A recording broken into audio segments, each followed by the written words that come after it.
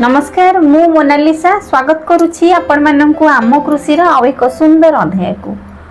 साधारणतः धान फसल रे एनपीके 05234 एवं एनपीके 1345 एहा हमें कोन पई प्रयोग करिबा केउ समय रे प्रयोग करिबा एहा ऊपर एही छोटो वीडियोटी आपण माननकर मूल्यवान समय भितर 2 मिनिट समय बाहर करी दयाकरी वीडियोटी को निश्चित भाव में देखिए। जदि आपण माने आम कृषि यूट्यूब चैनल रे नुआ दयाकरी आम कृषि यूट्यूब चैनल को सब्सक्राइब करेंगे। वीडियोटी को अधार स्किप करेंगे ना शेष पर्यंत देखिए। जदि कहवा बेले किसी भूल हो जाए कि आपणकर किसी सार मात्रा जदि मु भूल कर दे था आज्ञा कमेंट माध्यम जनईदेवे कि मैडम 10 केजी सार पड़ा कथा आप 15 केजी सार कहते दयाकोरी निश्चित भाव में जनइबे। तेबे चलतु डेरी नक आम आलोचना करवा 05234 एवं एनपीके 1345 को आम केबे प्रयोग करबा एवं काहेकि प्रयोग करबा।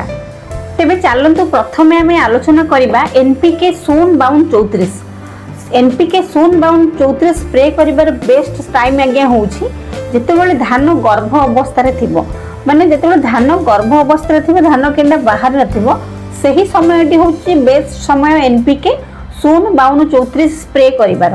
कहीं ना यही समय रे धान गछ को अधिक परिमाण में दरकार होता है पोटास एवं फॉस्फोरस।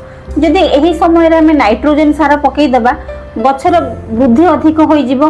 गछर वृद्धि होबा द्वारा गछर विभिन्न प्रकार रोग और पोक मानकर समस्या मान देखा जिवो। तेणु करी जेतेबेले धान गर्भ अवस्था रे थिबो आपण माने सही समय रे एनपीके 05234 निश्चित भाव में प्रयोग करेंगे। किंतु आम कथा हवा एनपीके 1345 को आम क्यों समय रे प्रयोग करवा।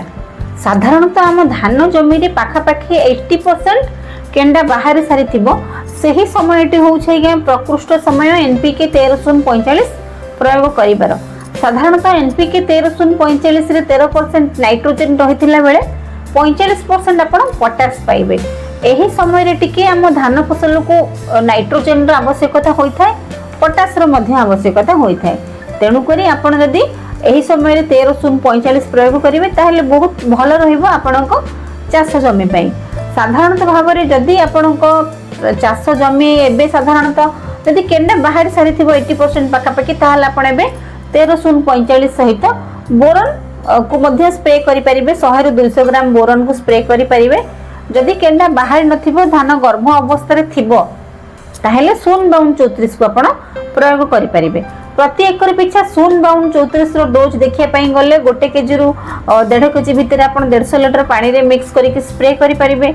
एवं एनपीके 1345 प्रति एकर पिछा डोज आज्ञा होउछि 1 केजी रु 2 केजी प्रति 150 किमे 200 लिटर पानी रे एहार एक द्रवण प्रस्तुत करी आपण स्प्रे करि परिबे।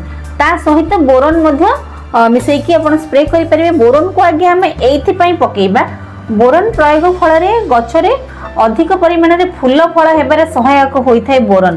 तेनु करी आपण बोरन स्प्रे करि परिबे।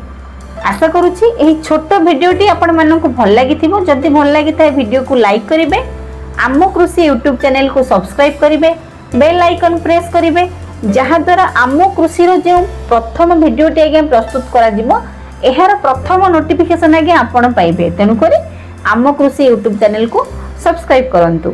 रहिली नमस्कार मु मोनालिसा। देखा हबो आपण माननक सहित आउ एक सुंदर वीडियो रे केवल आम कृषि यूट्यूब चैनल रे।